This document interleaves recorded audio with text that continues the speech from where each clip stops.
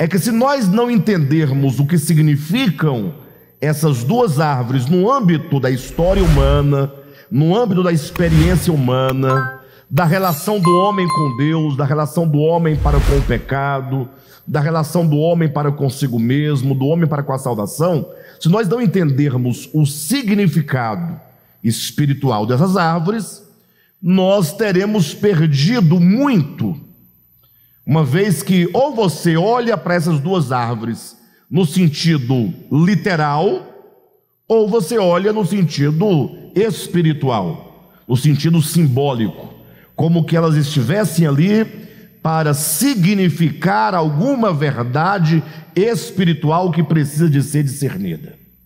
Então, infelizmente, a maioria dos cristãos, como nós já temos dito aqui muitas vezes, eles leem Gênesis capítulo 2, apontam para essas árvores e entendem como sendo árvores literais. Eles pensam, o homem, porque comeu do fruto da árvore do conhecimento do bem e do mal, trouxe a tragédia do pecado para o mundo, e portanto a razão de tantos problemas, de tantas misérias, de tanto pecado, de tanta dor, morte, é porque o homem comeu uma fruta. Então assim eles solucionam ou procuram solucionar o problema com essa explicação. E aí complementam dizendo, mas se o homem tivesse comido da árvore da vida, esse homem teria vida eterna.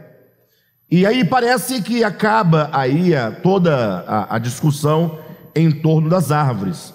Ocorre, todavia, que quando nós olhamos para a Bíblia Sagrada como um todo, nós vamos encontrar alguns indicativos que sinalizam o fato de que aquelas árvores precisam ser vistas como árvores simbólicas.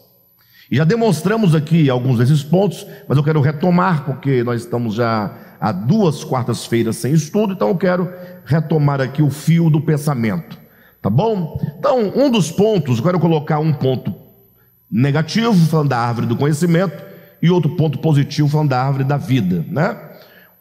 O ponto da Bíblia que nos leva a entender que a árvore do conhecimento do bem e do mal deve ser entendida como uma árvore simbólica, é o fato simples daquilo que Jesus ensinou, tanto em Mateus capítulo 15, como em Marcos capítulo 7, quando Jesus ensina um princípio universal, um princípio que deve nortear a nossa fé.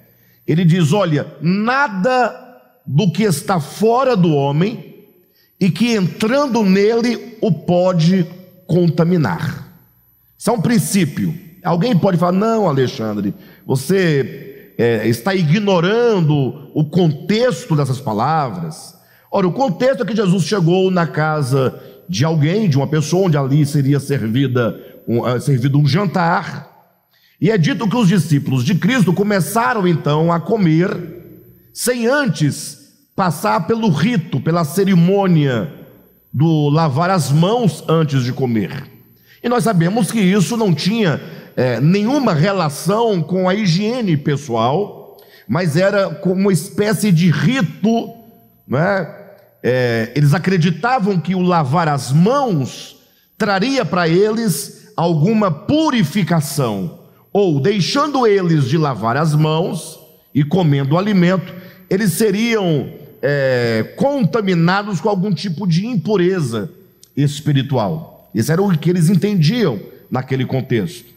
E Jesus então ele ensina claramente essa verdade que é capaz de mudar para sempre, inclusive, as nossas vidas, dizendo, olha, entenda de uma vez por todas o que é a impureza espiritual.